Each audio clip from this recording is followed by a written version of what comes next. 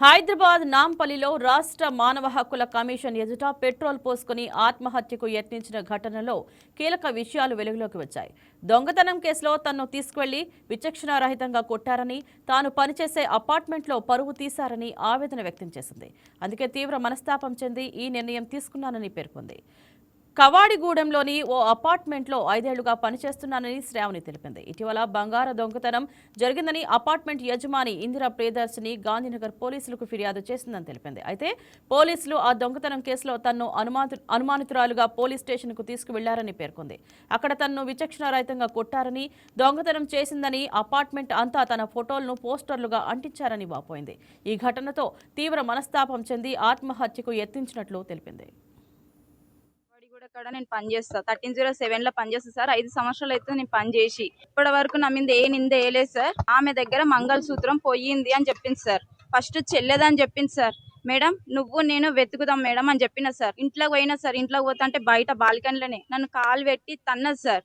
ఏం అవసరం లేదు, నేను గాంధీనగర్ పోలీస్ స్టేషన్లో ఇచ్చిన, నువ్వు అక్కడికే పోయి మాట్లాడుకో అని చెప్పింది సార్. నేను ఆడికి పోయినా. మళ్ళీ వాళ్ళకి ఫోన్ చేసింది. ఫోన్ చేసి శ్రీవాణి నువ్వు అక్కడికి ఎందుకు పోయినావు, నేను ఫోన్ చేసినా కదా, నువ్వు వీడికి రా అని చెప్పి సార్ ఫోన్ చేసింది సార్. నేను ఆడికి పోయిన తర్వాతకి సార్ నేను తీయలేదు సార్ అన్న సార్. మళ్ళీ రెండోసారి పిలిచిరు. మూడోసారి పిలిచినాక ఇట్లా అట్లనే అన్న.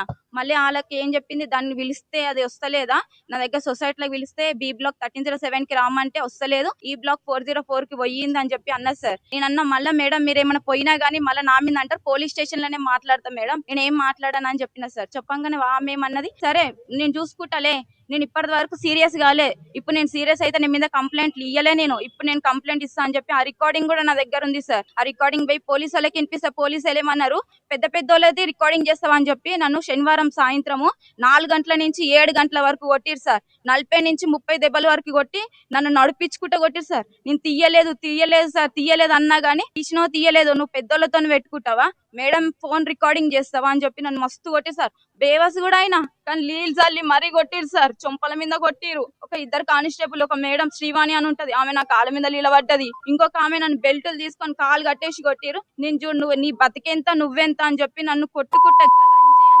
తిట్టుకుంటా మరి నన్ను కొట్టింది సార్.